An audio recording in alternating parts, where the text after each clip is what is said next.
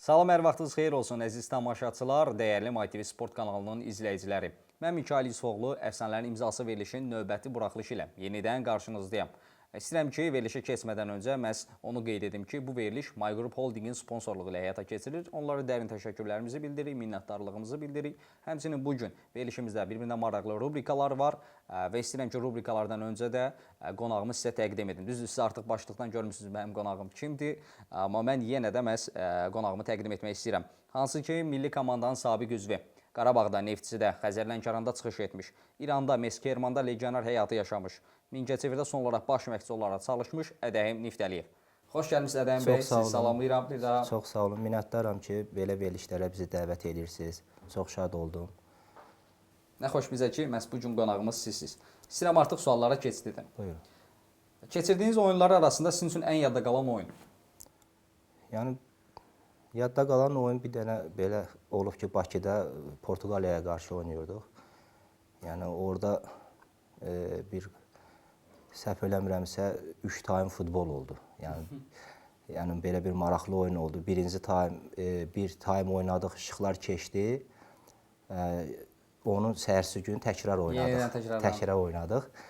Yəni yadda qalan o oldu ki, yəni mən Figoya qarşı oynuyordum. Figoya qarşı oynadınız.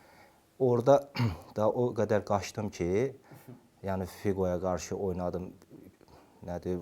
Orada qalmaqal oldu. Biraz oyunda spor oldu. Yəni onlar gözləmirdi bizdən elə oyun. İlk oyun Portuqaliyada bizi udmuşdular. Onlar çox rahat gəlmişdilər. Yəni onlar gözləmirdi. Axırı da Figonun da nətər deyim, imkan vermədim oynamağa. Elə bu dava düşəndə gördüm Figo qolumdan tutub məni. Aparır Sudiyanın yanına. Sifət quruluşuna baxıram ki, yəni bu xoş sifət deyil də, bu ancaq Portuqal dilində söyür mənə. Mən də öz dilimizdə başladım çox sözlər cavab verməyə. Apardı məni Sudiyanın yanına ki, doping kontrol. Mən də deyirəm, nə doping kontrol, oyun gedir burada, mən öz dilimdə danışıram bunlar. Yəni belə bir yadda qalan oyun oldu. Həmən oyun birinci time elə bir qutardı, 1-0 udurduq. Razlıbakaya gedirdim, rahat da kəndi Portuqaliyanı 1-0 uduruq. Bir də baxdım ki, Baxtiyar Musayev ağlayır. Tez mən yığışdım ki, bu niyə ağlayır? Qabağımdan keçdi belə. Dedim, Musayev, niyə ağlayırsan da? Dedi, görmürsən, rəhmətli Əhməd Ələsgərov mənə deyir ki, bu nə oyundur belə. Halbuki həmən oyunda ən yaxşılarından bir Bəxtiyar idi. Mən də sıraz özümü yığdım ki, Bəxtiyara bunu belə deyəndən sonra, indi göründü mənə nə deyəcəkdir. Girdim çayır, gördüm ki, hamımızı qaralayır da, bu nə oyundur, siz bunlardan da güclüsünüz, belə. Onda hamı yığışdı ki, yəni məşqçinin, nətər deyimi, psixoloqunu, yəni onda gördük ki, həqiqətən məşqçi həm psixoloq olmalı. Əgər biz rahat geçsəydik, yəni ikinci time bilmək olmazdı da, yəni biraz boşalmazdı. Doğru. Yəni belə bir şeylər oldu, hadisələr oldu. Həmən onun düzdür, axırıncı məqamda artırılma vaxtda Figo vurdu, 1-1 qutardı. Yəni o oyun bizim üçün elə bir qələbə demək idi də, yəni neçə oynasaq da qələbə deməkdir. Yəni yadda qalan oyunlardan elə biri budur. Ədəm bəy, futbolda başınıza gələn ən maraqlı gülməli hadisə? Yəni futbolda çox şeylər olubdu. Yəni gülməli də olubdu, ağlamalı da olubdu. Yəni yadımda qalan belə bir şey olubdu. Biz əskərlikdə idik, Ordu İdman klubunda. Demək olar ki, orada da bütün milli komandanın o vaxt olimpiski gedirdi də. İndiki kimi yaş qrupları yox idi, 15-16. Elə o vaxt Maladojni idi, olimpiski yeri bir də A komanda gedirdi. Demək olar ki, olimpiskin yaşı düşənlər hamısı Ordu İdman klubunda idi. Hamı bir-birimizi tanıyırdıq. 7 tur birinci yerdə getdik. Bütün oyunları oda getdik. Getdik Masallıya, 1-0 uduruq Masallını. O üçün birinci time qutardı. İndi çıxmışıq meydançaya, Sudiya çıxmır. Gözləyirik, Raziminki eləyirik də, harasa bir 15-20 dəqiqə. Səhv eləmirəmsə, Sudiya Mürşidov idi, familiyasında adı yadından çıxıb. O idi. Çıxanda gördük ki, bunun da həm sifət, həmən sifət dildə çönüb bir şey bu. İndi oyun gedir, indi bunlar bizə qol vura bilmir də. Masallı da elə bir epizodlar olur, Uqlaboy zadı qaldırırlar. Bizim oyunçular qapıçını tutub yıxırlar. Bax belə o üçün belə başımıza oyun açırlar ki, heç bir qol vursunlar. Hər cür variantlarla atırlar. Hə, yəni belə bir şey ki, yəni qol vursunlar. Vurur, qapıçı qaytarır, vurur ştanqa dəyər, o üçün girmir. Bunlar bilmədi nə varsa, o üçün Alim Qurbanov da danışmayan adam birdən başladı Mürşidova qışqırmağa ki, görmüsən, bizi öldürürlər, döyürlər, vururlar. O üçün Alim Qurbanova çıxartdı qırmızı kart. Qırmızı kart çıxartdı da aləm dəyib bir-birinə də. Yəni futbol çıxıbdı, reqbi gedir, belə bir oyun gedir. Alim Qurbanov danışmayan adam qayıtdı belədir. Mən çıxmıram polyadan. Dedi, hə, yaxşı, çıxmırsan oyuna, amma sakit dur. Yəni belə bir hadisələr olubdu futbolda. Yəni belə çox şeylər olubdu. Bir də yadımdadır ki, Xəzər Lənkəranla biz Neftçalaya getmişdik. Neftçalanın meydançası yəni standartaya uyğun deyildi. Balaca meydança idi. Elə buradan elə atvorot qaldıranda gedib o qapıya çatırdı. Kubok oyunuydu. Biz də getmişdik Neftçaladan oynamağa. Bir epizod oldu. Biz də dedik elə gələk burada heç olmasa 1-0, 2-0 udaq ki, Lənkəranda rahat oynayaq. Bir epizod oldu. Axırıncı dəqiqələrdə da vurmaq mümkün deyil də. Bunlar oturub qapının içinə, meydança da balacadır, yəni heç nə eləyə bilmirik. Vururuq, ancaq hara gəldi vururlar, vaxt aparırlar. İkinci səhv eləmirəmsə Rasim Kara idi. Qayıt dedi ki, çalışın standartlardan istifadə eləyin də, Uqlaboydan ştraf alın ki, ancaq belə qol vura bilərik. Standart vəziyyətinə istifadə edin. Bəli, belə epizod oldu. Deməli, Uqlaboy oldu. Kamal Quliyev getdi Uqlaboyu qaldırmağa. Bütün komanda gedib ki, indi Kamal Quliyev. Bir də başımızı qaldırdı ki, Kamal Quliyev yoxdur meydançada. Deməli, o meydançanın o Uqlaboy xəttində lük var idi, böyük lük. Lüka düşüb, bir də Kamal axtarırıq. Yəni, belə bir gülməli hadisələr olubdur futbolda. Baxırıq ki, Kamal Quliyev, bir də baxırıq ki, kimsə əlindən tutub oradan çıxardır. Yəni, belə bir şeylər olubdur, yəni futbolda, yəni çox hadisələr olub, ağlamalı da olub, gülməli də olub. Bəs azarkeşlərlə yaşadığınız yadda qalan bir maraqlı epizod varmı? Olub, azarkeşlərdən də olubdu. Bir dəfə o qəzetdə özüm oxumuşdum. Bizim vaxtımızda yəni belə internet mətbuat bir qədər zəif idi deyəm mən. Ancaq çıxanda qəzetdə bir dəfə qəzetdə oxudum ki, mənim azarkeşim Lənkəranda rəhmətli Baloğlan oxuyan var idi müəllim. Bilirəm. Hə, gördüm ki, yazıb ki, bəs mən azarkeş etdim, Niftəliyev Ədəhimdir, çox bəyənirəm onun futbolunu. Hə, yəni belə görmüşdüm. Aradan bir uzun müddət keçdi. Onu bizim binaya qonaq gəlmişdi. Gəldim, yaxınlaşdım belə. Dedim, salam Baloğlan müəllim, necəsiz, nə var, nə yox, xeyr ola. Qayıt dedi, sizi tanıyanmadım. Dedim, bəs mən Ədəhim Niftəliyəm. Təzədən məni qucaqladı, öpdü. Dedi, valla sən meydançada nə boyda görsənsən, burada bir damcısan. Yəni, belə hadisələr olubdur. Karyeranızla bağlı ən böyük peşmançılıq? Karyeramda belə peşmançılıq deyəndə belə olub ki, biz Neftçidə oynayan vaxtı, haradasa 97-ci ildə biz SNG-yə getdik, Moskvaya, Sadrustvaya. Yəni, orada biraz peşmançılıq oldu, nətər oldu, yəni, indiyənə kimi də hələ yanıram da, o istəyim, aldı arzum ürəyimdə. Deməli, Spartak Moskvadan oynayırıq. Biz də demək olar ki, komanda dağılmışdı, təzdən bir həftə qalmış, yığdıq, elə yüngül məşq zad elədik ki, gedək heç olmasa. Çətin vəziyyətdə idi. Çətin vəziyyətdə idi, klublarda problem var idi. Getdik Moskvaya, elə birinci oyun Spartak Moskvadan düşdük. Mən də cavan vaxtlarımdır. Həmən oyunu mən sastavda çıxdım, oynadım, yaxşı da oynadım. Yəni, Spartak Moskvada özünüz bilirsiniz ki, bütün zbornu Rusiyanın futbolçuları hamısı orada idi. Yəni, elə-belə oyuncu yox idi. Ən öncül komandalardan biri idi. Yəni, onların, deməli, bunlar vurur bizə qol, biz bunlara vururuq. Bunlar bizə, o üçün birinci taym 2-2 qutardı. İkinci taym düzdür, uduzduq, haradasa 3-2 mi, 4-2 mi uduzduq, amma çox gözəl futbol getdi, yəni bütün azarkeşlər. Oyundan sonra mənə kimsə yaxınlaşdı, gördüm ki, Dinamo Kiyevin formasını geyinən bir məşqçi yaxınlaşdı, o tanımırdım, onu bilirdim ki, baş məşqçi Lavanovskidir. Mənə yaxınlaşdı ki, bəs belə-belə. Spartak Moskvadan? Bəli, şeydə yox, Moskvada Dinamo Kiyev. Aha, Dinamo Kiyevin, bəli, bəli. Hə, Dinamo Kiyev komandasının Labanovski baş məşqçisi idi. Köməkçisi vallahi yadından çıxıb. O mənə yaxınlaşdı, vizitka verdi ki, bəs Labanovski sənin oyununa baxıb bəyənibdi. Yaşım da az idi. Yəni mən də fiziki durumum elə idi ki, yəni fərqi yox idi də, yəni biraz fiziki seçilirdim komandada. Doğrudur.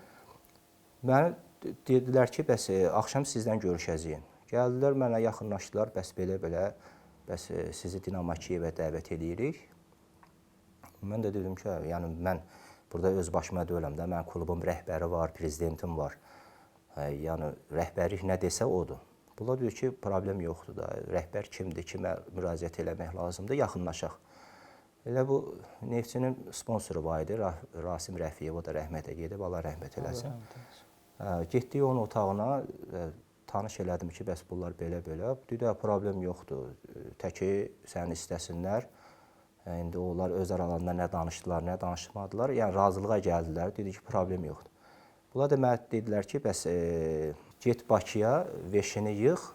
Hazırlaş üzrə. Hazırlaş, gəl. Biz 10 günə səni gözləyirik burada. Yəni onda biraz mən həqiqətən çox peşman oldum, pis oldum. Gəldik Bakıya. Bakıya gələn kimi hamımızı əmr verildi ki, yaşı düşənlər hamısı əskəriyə getməlidir. Ordu İdman klubuna. Moika. Hə, əmr verildi. Yəni mümkün deyil də, yəni o da elə oldu ki, mən də zəng elədim ki, bəs belə-belə də mən Azərbaycanı tərk eləyə bilmərəm, vəziyyət budur.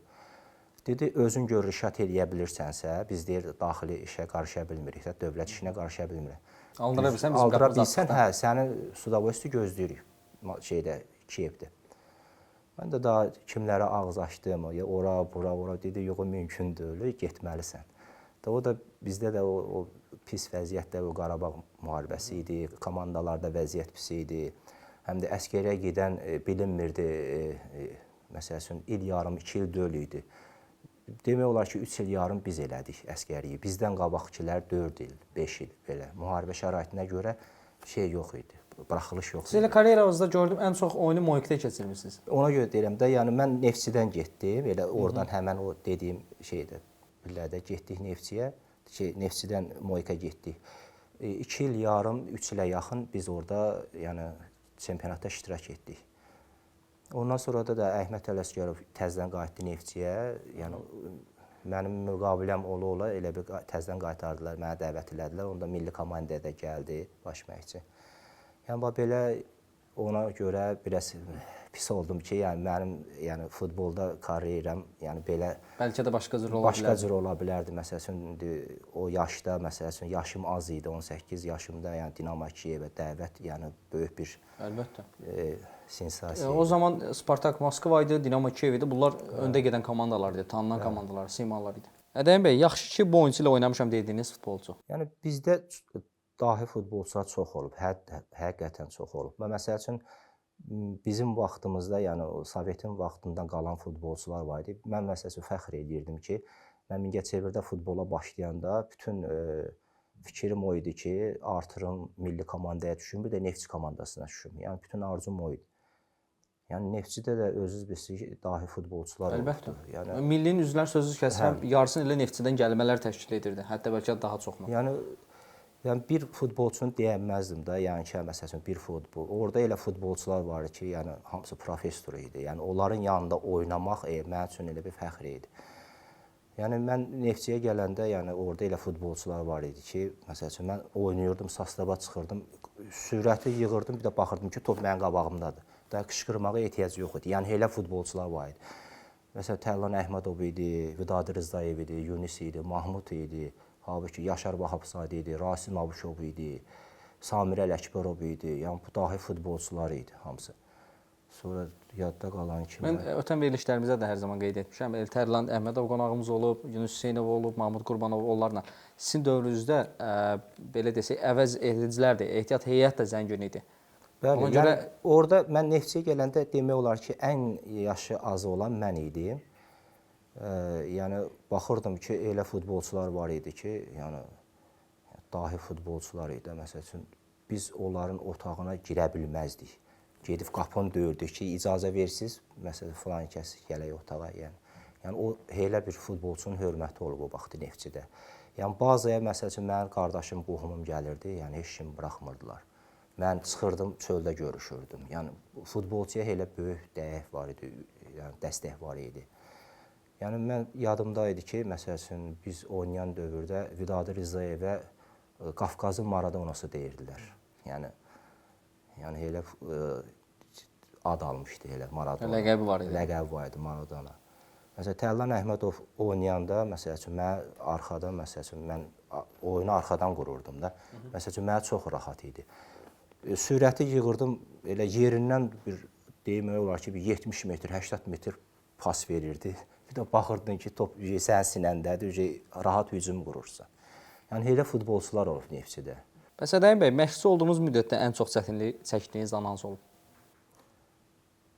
Yəni, çətinlik, mən düzdür, çox komandalarda işləmişəm, uşaq futbolunda, Perib Liqada qala klubu olubdur, orada həm iqraçı məşqçi olmuşam, Bakı klubunda həm iqraçı baş məşqçi olmuşam. Yəni, hər klubun öz problemləri olub, amma axırında bu Mingəçevirdə olanda çətinliyim olubdur, məsəl üçün, oyunçu ehtiyatı məsələsi olmayıbdır. Yəni klubun Siz Mingəçevirin pis vəziyyətində çatmısınız. Bəli, məsəl üçün mən Mingəçevirə gedəndə demək olar ki, onlar məni dəvət alanda, yəni mən klubun şəraitinə baxdım ki, həqiqətən çox əziyyət çəkirlər, həm oyunçu tərəfdən, həm məşqçi tərəfdən. Mən də qayıtdım deyim ki, mən Mingəçevirdə anadan olmuşam, mənim borcumdur, problem yoxdur. Nə vaxt kimi kömək lazımdır, əlimdən gələni eləyəcəm. Yəni pul söhbəti eləmədim. Dedim, versəz də sağ olun, verməsəz də, bu mənim vətənimdir, bu mənim borcumdur. Yəni, işlədim, orada biraz problemim o idi ki, yəni istədiyim oyunçunu gətirə bilmirdim. Yəni, oyunçu sayı az olurdu. Məsələn, oyuna gedirdim, hərdən hisslənirdim, deyirdim ki, rəhbərliyə deyim, mən də zaivət eləsin, heç olmasa futbolçu kimi çıxım. Yəni, sayı az olmaz. Məsəl üçün, Bakıya gəlirdik, görürdüm ki, oyunçu 11 nəfər düzəlir, zamen yoxdur. Qapıcını oyunçu kimi zaivət eləyirdim. Belə çətinliklər oldu komandada. Sizə şərait qurulmayıb da, siz mövcud şəraitin üzərinə getmişsiniz ona görə. Ədəm bəy, hakimin verdiyi ən əbsurd qərar və reaksiyanız necə olub? Valla mən neçə il futbol oynamışam. Hələ yadıma gəlmir ki, hansısa hakim konfliktə girəsən. Mənlə problem yaşayıb. Yəni, mən təmiz futbol oynamışam. Ən az kart da alan futbolçu mən olmuşam. Yəni, nə sarı kartım olubdur, nə qırmızı kartım olubdur. Hakimlərdən də, yəni, elə... Karyeranızda gördüm, məhz qırmızı kartınız olmayıb, amma sarını bilmirdim. Sarı da olmayıbdur, elə belə yüngül olubdur, o da biz yəni, az olub da. Komandanın xeyrisi üçün eləmişəm. Məsəl üçün, hücumu saxlamışam. Hə, yəni, durum, məsəl üçün, hakimə kobudluq eləyim, ya oyunçunu arxadan vurum. Yəni, mən heç vaxt oyunçunu vurmamışam. Yəni, ki, mən, o da... futbolçudur, o da... Qeyri-etik davranışınız olmayıb. Yəni, mən heç vaxt elə josko futbol... Josko oynamışam. Yox, sərt ayrı, kobud ayrı. Hə, yəni da qəsdən məsələ bu mənə keçdi, mən bunu vurum, yəni məndə elə xarakter olmayıb. Hər şey qaydalar çərçivəsində. Bəli. Ədəm bəy, atmosferini ən çox bəyəndiyiniz stadion? Valla çox stadionda oynamışam, amma mənim xoşuma gələn Xəzər Lənkəranın meydançası olubdur. Ona görə ki, orada tamam başqa atmosfer idi. Elə bilirdin ki, başqa bir ölkədə oynayırsan. Yəni orada insanlar futbolu o qədər sevirdilər ki, yəni həqiqətən nətər deyim, bəlkə də Azərbaycanda elə bir zona yoxdur ki, məsəl üçün onlar kimi sevgi olsun futbola. Düzdür, Gəncənin öz azarkeşi olub, Mingəçevirin öz azarkeşi olub, Tovuzun öz azarkeşi olub, amma Lənkəran kimi mən azarkeş görməmişəm. Şəhərə çıxırdın, adam utanırdı. Girirdin mağazinə, ay bu futbolçudur, hər şey bizim üçün elə bir yaşıl işıq idi. Utanırdıq mağazinə girməyə. Mən ilk dəfə orada Azərbaycanda gördüm ki, qadınlar, uşaqlar, yəni futbola gəlir. Yəni o dərəcədə sevgi var idi. Yəni mən bir dənə orada gördüm. Amma futbolla yatıb, futbolla doğurdular da. Hə, yəni indiyənə kimi mən məsəl üçün yolum Lənkərana düşür. İnansan o ağsaqqallar bizim qabağımıza elə gəlir ki, vallahi mən utanıram. Ki, yəni o dərəcədə yəni sevirlər futbolu. Yəni mən çox istəyirəm ki, yəni o zonada təkrar futbol olsun. Yəni hər şey var da, stadion var. Yəni atmosfer, gözəl atmosfer. İzləyici kütləsi necə desən? Yadda qalan bir dənə odur mənim üçün. Yəni çox meydançada oynamışam, amma ən yadda qalan Lənkərandır. Keçid edək növbəti rubrikamıza. Seçim arenası. Ədəm bəy, burada ilk 11 yığacağıq. Gəlmiş, keçmiş bütün futbolçulardan müdafiədən başlayaraq hücuma qədər oyunçular yığmaq lazımdır. Qapıda kimi görürsüz? Almaniyanın qapıçısı var idi, Kahn. Hə, Oliver Kahn. Hə, o bir ara yadımdadır ki, Almaniyanı tək çıxartdı çempionatda. Sağ cinah müdafiəçisi? Mən sağ cinah Braziliyalı var idi, Cafu. Cafu. Cafu. Mərkəz müdafiəçiləri? Mərkəz müdafiəçini, məsəl üçün, mən çox xoşum gəlirdi, Kuman var idi. Aha, Koyman. Yəni onun pasları, mən həmişə Tərlan Əhmədova onu oxşadırdım. Yəni o eyni stildə oynayırdılar. Pasları. Barcelonada oynayan? Hə, bəli, Ajax-da var, Barcelonada oynayan. Yəni onun pasları, yəni o da yerindən dururdu. Bəlkə də demək olar ki, dünyada Zaşitnik kimi ən çox qol vuranlardan biri o idi. Hər iştiraf elə bir qol idi. Yəni hər standart vəziyyətdə elə bir 5-dən 3-ünü vururdu da. Yəni belə bir futbolçu idi. Solda nə bilim məsləhət görərdim. Roberto Carlosu. İkinci bəs mərkəz müdafiəçi? Biri qaldı. İtaliyada var idi, Cannavaro idi, hası balaca boy. Cannavaro Realda oynayan? Bəli, o yaxşı idi, xoşum gəlirdi. Balaca idi, amma keçmək mümkün deyil idi. Bəs yarım müdafiəçi rolunda? Ortada qoyardım o Niesta, Xavi ikisini qoyardım. Sonra onların önündə? Onların önündə qoyardım Ronaldinho, Brazilisi. Yəni o futbolu mənim üçün bir əfsanəvi bir futbolçu idi. Mən o futbolçunu neçə il izlədim, indiyənə kimi də hələ onun videolarına baxıram. Hələ mən o futbolçunun sifətində mən bir zloy deyim də, belə zəhirmarlıq görmədim onun sifətində. Mənfi heç nə görünmür. Hə, vururdular, üzü gülürdü. Yəni belə bir futbolçu idi. Pozitiv bir insan. Sağda, hücumda? Sağda mən qoyardım, məsəl üçün, düzdür, hər pozisiya, məsəl üçün, mən neçə futbolçulara qarşı oynamışam, mənim üçün ən çətini Ryan Giggs olub. Ryan Giggs. Yəni o demək olar ki, yəni onunla oynamaq çox çətin idi. Yəni mən bütün futbolçulara qarşı, yəni fiziki gücümə görə oynamışam, amma burada UES-dən oynayırdıq. Deməli Ryan Giggs atdı, qaçdı məndən. Sürətdə getdim, çatdım, korpus qoydum. Dedim, əfsödə top məndə. Bir də baxdım ki, bu tərəfindən götürüb gedib. Mənim xəbərim var. Yəni elə bir balıq kimi bunun şeyi var idi. Hə. Tutmaq mümkündür. Korpus qoydun, yoxa çıxırdı. Hə, bu məsəl sağdan onu məsələn görərdim. Soldan da Ronaldo'dan qoyaram. Cristiano Ronaldo. Düz deyindi, o napadaş idi, amma məsəl üçün onun üçün fərqi yoxdur, sağ, sol. Bəs hücumda, santraforda? İndi bir dəqiqə qoyardım mən Mbappé'ni. Mbappé'ni, təzələrdən. Bəli, sürətinə görə.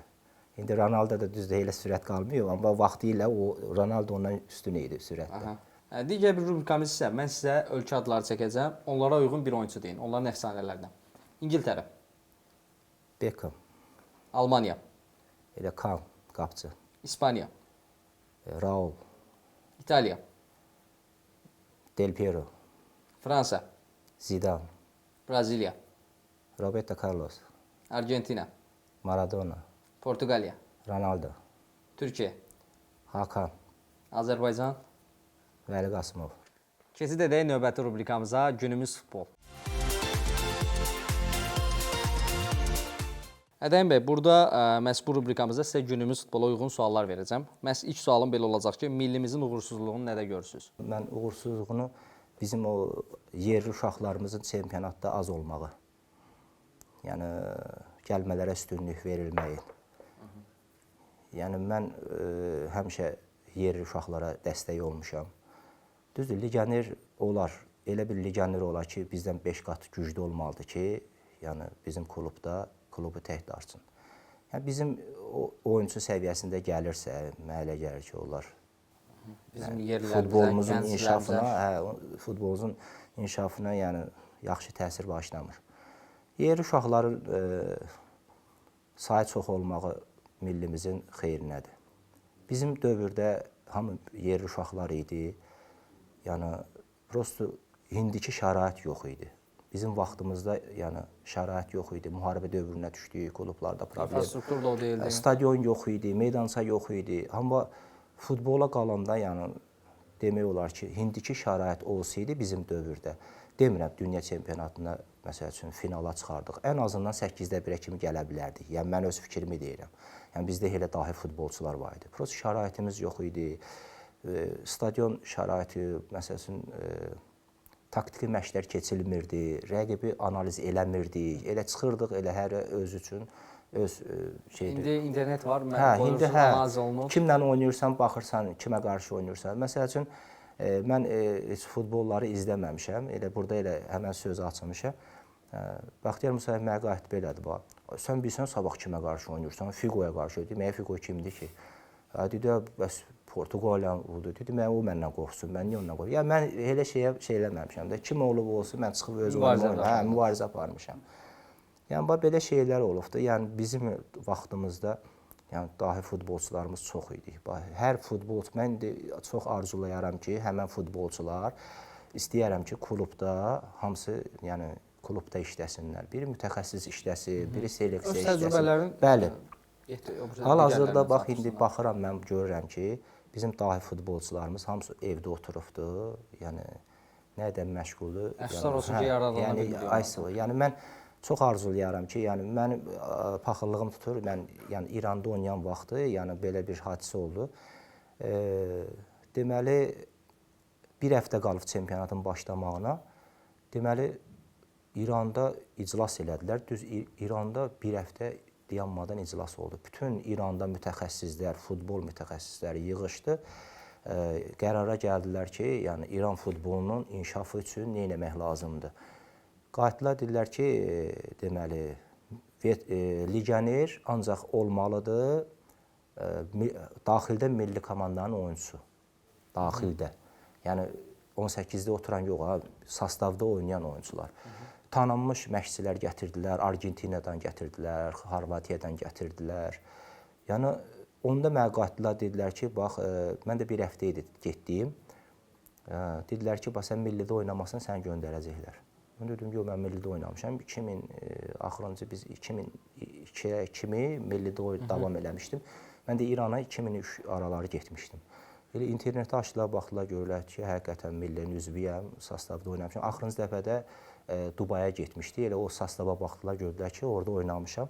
Məni saxladılar. Nə qədər o Afrikadan, Nigeriyadan neqrlər gəlmişdi, hamısını göndərdilər. 3 dənə legioner, 2 dənə də zamenda olar. Qalan yerli uşaqlar İran. Yəni onlar İran həmən ili çıxdılar dünya çempionatına. Yəni inkişaf getdi. Yəni mən də çox arzulayaram ki, yəni həmən iclasları bizdə də eləsinlər, mütəxəssislər yığışsın, düzgün qərar versinlər. Yerli futbolçularımız var. Gör bizdə yəni bizim pokoleniyada Vəli Qasımov kimi məsələn İspaniyada oynayan, Nazım Süleymanov, Rusiyanın bombardiri olan, yəni çox bizim dahi futbolçularımız olubdu. Zaur Rzayev. Kim? Zaur Tağzadə. Bəli, yəni çoxdur adlar. Yunus Mahmud, Edison özü. Tərlan Əhmədov, sonra Vidadi Rzayev, Samir Ələkbərov getdi İsraildə oynadı, gəldi. Yəni bu mütəxəssislər, yəni çoxların adını demək olar. Məsələn, hal-hazırda biz həftədə bir dəfə yığışırıq. Allah Oqtay mənim canı sağ eləsin. O da veteranların komitənin sədridir, Oqtay Abdullayev. Yəni onun sahəsində ayda bir dəfə yığışırıq, bir-birimizi görürük. Amma bu çox olmalıdır. Məsəl üçün başqa ölkələrdə baxırıq ki, məsəl üçün əməlli başlı veteranlar başqa ölkələrə gedir, maaş alırlar, premiya alırlar. Yəni bir-birlərindən ünsiyyətli olurlar. Bizdə isə ayda bir dəfə nə bilim yığışırıq. Yəni o da Oqtay mənim sahəsində. O olmasa heç bizi vəbşi yada salmazlar. Yəni həftədə bir dəfə heç olmasa bizi yığır, orada burada oynayırıq, eləyirik. Fikir mübadiləsi gedir. Hə, yəni bizim o futbolçularımız var ki, məsəl üçün indi bir dəqiqə Əfqan Talıbovun adını çəkən yoxdur, amma dahi futbolçu olubdur. Məsəl üçün hər futbolçunun öz texnikası olubdur. Məsəl üçün onun texnikası tamam başqa cür idi. Gəlirdi Uqlaboy xəttindən ştrafnoya kimi bütün komandanı alladırdı. Yəni elə bir texnika, birə-bir də hə. Məsələn Vəli Qasımov ştrafnoya girirdi, korpus qoyurdu, yəni gəl ondan top al görüm nətər alırsan. Nazım Süleymanov ayaqlarıyla bir texnika belə-belə girirdi, yaxın dura bilmirdin. Samir Ələkbarova top gəlirdi, elə bil ayağında kley var idi. Hərdən gəlirdim, deyirdim ki, ayaqqabıya baxım, görüm kley zadı vurmursan. Top ayağına yapışırdı. Yəni elə futbolçularımız olub. Mahmud Qurbanov, nətər deyim, Tərlan Əhmədov, sonra Zaşitkilərdən Rasim Abuşov. Biz burada SSR-in vaxtında bariyerlər var idi, bu üstündən hoppanırdıq. Bax, sinəyə kimi qaldırırdı, o bir ayaqda keçirdi hamısını. Yəni elə fiziki çox güclü idi. Yəni bizdə elə dahi futbolçularımız olubdu. Halbuki indi mən çox istəyirəm ki, klublarda, hər bir klubda istəyir Pervi olsun, istəyir Vış olsun, o mütləq mütəxəssis lazımdır. Hər kluba futbol mütəxəssisi lazımdır ki, o təzə pokoleniya, yəni baxıram ki, çox cavan nəsildir, düzdür, savadlıdırlar, kompüterdən başları çıxır, ingilis dilini bilirlər, amma futbolu bilmirlər axı. Ən azından o futbol bilənləri yanına qoy, onunla məsləhət eləmək. Mən onu arzulayıram ki, yəni bizim bu dahi futbolçularımızı yəni klublarda görüm. Bugünkü Azərbaycan futbolunda sizi ən narahat edən problem? Mənim futbolda problemim, Azərbaycan futbolunda problem odur ki, mən uşaq futbolunda çox işlədiyimə görə o istedadlı uşaqlarımız yoxa çıxır. Mənim problemim odur. Niyə? Ona görə ki, bu uşaq gəlir 15-16 yaşına, Azərbaycan çempionu olur, valideyn əziyyət çəkir, gətirir 18 yaşına, bu əskəriyə gedir. Əskəriyə gedir, gələndən sonra da heç bir klub götürmür onu. Heç bir klub götürmür. Klub da üstünlük verir hazır oyuncuya, xarici oyuncuya. Yəni bizim futbol onunla da, yəni o istedadlı uşaqlar məhv olur, gedir. Bax, bir dənə mən ona uşaqlara heç istəmirəm. Mən sualımı bir qədər də dəyişim deyim. Uşaq futbolunun inkişafını nədə görürsünüz? Mən uşaq futbolunun inkişafını belə görürəm, belə istəyirəm olsun ki, məsəl üçün hər klubda, hər yaş qrupuna uşaq futboluna yaxşı mütəxəssis məşqçilər lazımdır. O uşaqlara, məsəl üçün, çoxlu yarışlar, bizim dövrdə Kojinimyats deyirdilər, aparırdılar tez-tez yarışlara. O uşaq çox yarışlarda iştirak etməlidir ki, o uşağın inkişafı yaxşı olsun. Daimi bir yerdə yox da, yəni təcrübə qazanmalıdır. Bəli. Yəni daxildə elə bil o qədər çempionatda, yəni oynamaq o inkişaf deyil. Bu başqa ölkələrə çıxmalıdır, turnirlərdə iştirak etməlidir. Yəni biz belə görmüşük. Biz məsəl üçün mən məktəbdə demək olar ki, öz orta məktəbimdə müəllimlər məni çox tanımırdı. Bir ildə 3 ay məktəbə gedirdim. Hər ay demək olar ki, turnirlərdə idik. O vaxtı məsəl üçün sponsor JEK-lər idi. Yəni JEK-lər kömək edirdi, yaş qrupları, yəni Ukrayna deyim, Rusiya, Lvov bir şəhərlərində turnirlərdə iştirak edirdik. Orada da bütün SSR-dən gələn, Türkmənistandan gələn, Gürcülər gəlirdi, Azərbaycan, hər millətdən olurdu. Maraqlı idi. Hər o turnirdə bir uşaq, 2 uşaq yetişirdi. İndi o yoxdur. İndi yoxdur. Biz elə bil Azərbaycanda çempion oluruq, özümüzü alladırıq. Başqa ölkəyə gedən kimi məğlub olub gəlirik. Uşaq görməyibdir. Özündən güclüsünü görməyibdir. Gərək özündən güclülərlə oynayaq ki, bu uşağın inkişafı gedə. Məsələn, bir də yaş qruplarında məşqçilər çoxu düzgün getmir. Məsələn, biz vaxtımızda nətər idi? Məsələn, baxırdılar ki, bu uşaq istedadı var, güclüdür, öz yaşlarından seçilir. Bu uşağı götürürdülər 1 yaş, 2 yaş böyüklərə verirdilər ki, bu uşaq itib batmasın burada. Uşaqları elə tapıb çıxartmaq lazımdır. Bizdə də gəlir, hansı yaş qrupuna baxın, görün ki, akademiyanın futbolçusunu oynadır. Bir dənə baxıram ki, Neftçidə 1-2 nəfər var. Salyanskidir, Dadaş deyirlər, odur. Sonra Muraddır, Neftçinin şkolasındandır. Halbuki, yəni, belə üstündə davam eləsələr, vallahi elə uşaqlar, ildə elə 2 dənə, 3 dənə uşaq çıxsa, heç bizim o legionerlərə, məsələn, ehtiyac yoxdur. Məsələn, mən Neftçinin oyununa baxanda mənim ürəyim ağrır. Mənə deyirlər ki, niyə futbola baxmısan? Deyirəm, kimə baxım? Neftçinin oyununa baxıram, mənim ürəyim ağrır. Yəni, Neftçi ki, məsələn, biz oynayan dövrdə, İnansız, bax, gəzə-gəzə, pasdan gəlirdik, Lvov komandanı udurduq, gəzə-gəzə, qaçmağa ehtiyac. İndi halbuki bu futbolu indi burada Qarabağ oynayır, pasdan. Neftçiyə yaraşmırdı ki, Zaşnik görsün, vursun qabağa. Yəni indi baxırsan ki, Neftçinin futbolunu Uzaqlaşdırması. yəni Neftçiyə aid futbol getmir. Hara gəldi vururlar, vaxt aparırlar, nə bilim. Şəxsən mən ona görə Azərbaycan futbollarının heç birinə baxmıram. Ha vaxt ki, yerli mütəxəssislər işləyər, fəxr eləyərəm ki, mənim dostumdur, qardaşımdır, futbol oynamışam. Sevinərəm ki, onlar hamısı işləsin, işsiz qalmasınlar. Ədəm bəy, əgər futbol qaydalarında bir dəyişiklik etmək istəsəniz, bu nə olardı? Valla futbol qaydalarını dəyişmək deyəndə bir dəqiqə mənim xoş təsir bağışlamayan VAR sistemidir. VAR sistemi niyə? Onsuz da bizim futbol biraz Avropa futboluna baxanda ləngdir də. Yəni elə bir sürətli futbolumuz yoxdur. Bu VAR sistemi çıxandan sonra da vəhşi futbolumuzun sürəti ölüb. Yaxşı, məsələn Avropada baxırsan görsən ki, hə, bəzi epizodlarda kömək eləyirlər. Məsələn hakimlər görməyəni tapıb verirlər. Yəni orada o vaxt şey var da. Baxırsan ki, Avropada oyun gedə-gedə 1 saniyə, 2 saniyə, 30 saniyə həll elədilər, qərarı dəyişdi. Bizdə baxırsan ki, bir 10 dəqiqə gedir, 15 dəqiqə gedir. Onsuz da oyunumuzun tempi yoxdur. Vəhşi tempi. Futbol da elə bir şeydir ki, bir 5 dəqiqə məsəl üçün fasilə verdinsə, çıxıb həmən tempdə oynaya bilmirsən. Bədən soyuyur, travma meyilli olursan. Yəni bədən soyanda məsələn bunun qışı var, soyuq havası var. Yəni bir dənə bax məsəl üçün mən dəyişiklik olsa məsələn onu deyərəm. Keçid edək növbəti rubrikamıza son toxunuş. Ədəm bəy, burada mən sizə cümləni başladacağam, siz tamamlayacaqsınız. 1998 Dünya Çempionatı. Yəni sizə nə xatırladır? Mən o xatırlayıram. Bir ifadə ilə bir sözlə. Fransa çempion olanda yəni mən gözləmirdim. Açığı deyim, mən orada Braziliya, o indiki söhbət elədim, gəzə-gəzə. Braziliya gəzə-gəzə gəldi, finala çıxdı. Yəni o həmən oyun mənə şübhəli qaldı ki, mən yəni Braziliya uduzmamalı idi, özü 3-0. VAR sistemi. VAR sistemi bayaq təkid elədim də, yəni. Qısa bir ifadə ilə desəz bəs edeyim. Yəni məsələn ədalətli olmur. Bizə uyğun deyil. Azərbaycan futboluna uyğun deyil. Qırmızı vərəqə. Valla mən qırmızı vərəqə alan deyiləm. Yəni heç vaxt almamışam. Yəni heç vaxt da arzulamaram ki, hansısa komandada oyunçu qırmızı kart alsın. Futbolda özünüz bilirsiniz ki, 11 nəfər oynayır. Bir nəfər qırmızı kart alanda demək olar ki, 10 nəfəri cəzalandırsın. Derbi.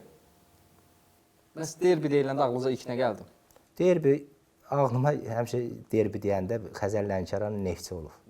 Yəni Azərbaycanda bu həmişə başa-baş olan bir şey olub. Oyun sonrası soyunub geyinmə otağı. Yəni orada nə baş verib yoxsa? Oyun sonrası soyunub geyinmə otağı deyiləndə ağlınıza nə gəlir? Gözünüzün qabağında nə canlanır? Yəni bizdə o çox şeylər olubdu bizim dövrdə. Məsələn, futbol oynayırdıq, gəlirdik, Razıvaka girirdik, gördük ki, isti su yoxdur içinməyə. Gülürdük özümüzə ki, biz ara düşmüşük. Yəni müharibə dövrünə düşmüşdük. Yəni isti su tapmaq çətin idi. Azərkeşlər. Valla azarkeşlər deyəndə, yəni futbolun gözəlliyi elə azarkeşdir. Futbolu gözəlliyə gətirən azarkeşdir. Mən bu məqama toxunmaq istəyirəm. Bir dəfə Əhməd Ələsgərov bizə hansısa oyun idi, Dünya Çempionatının oyunu idi.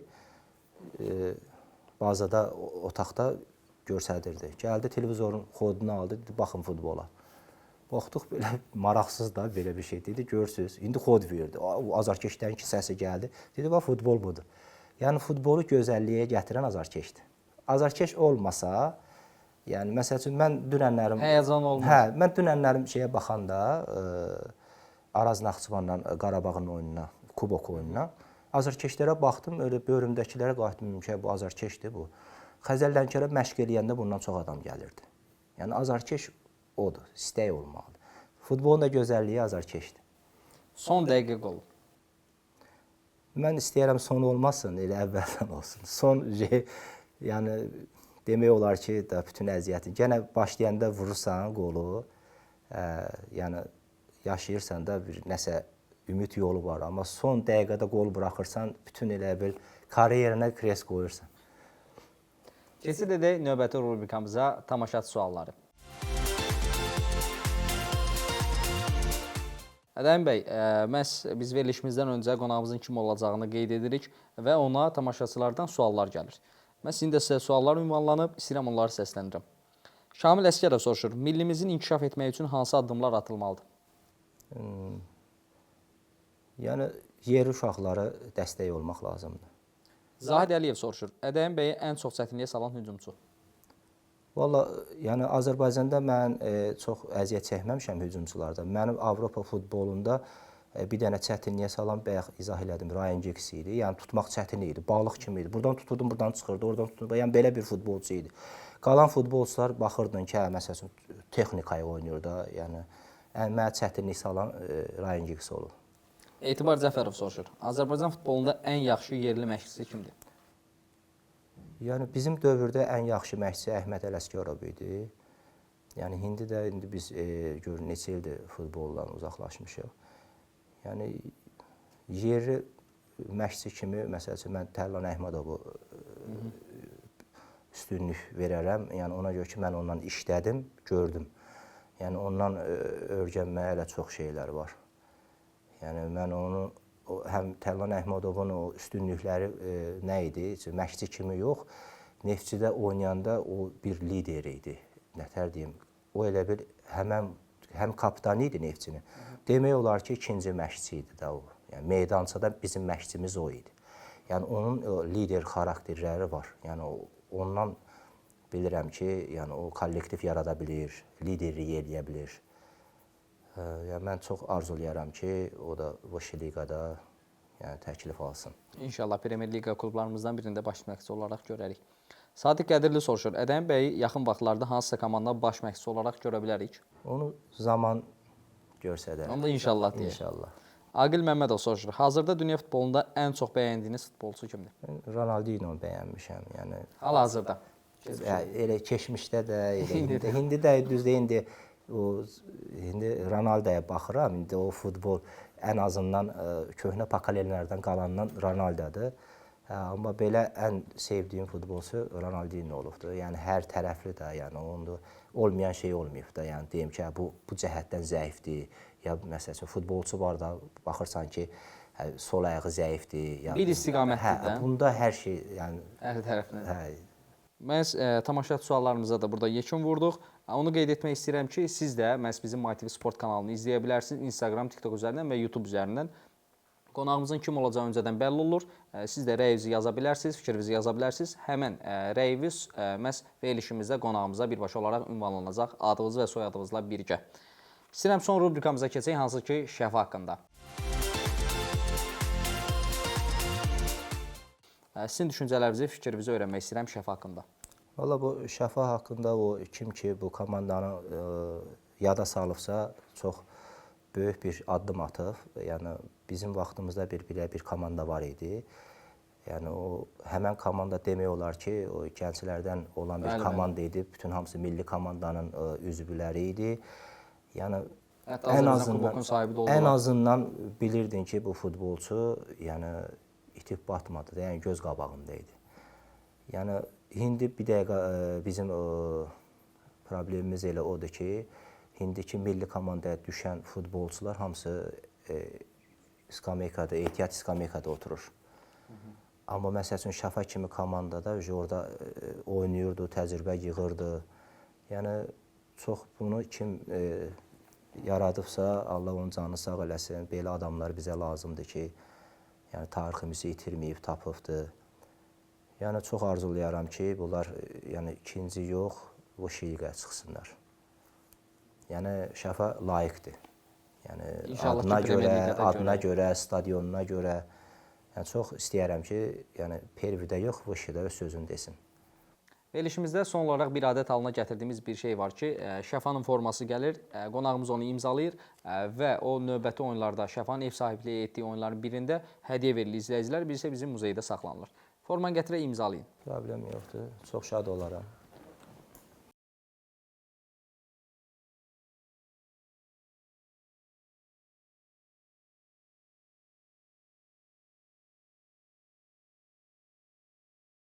Ədəm bəy, çox səmimi, maraqlı veriliş oldu. Sizə bir daha təşəkkür edirəm ki, məhz bu gün qonağımız yaxşı ki, siz oldunuz.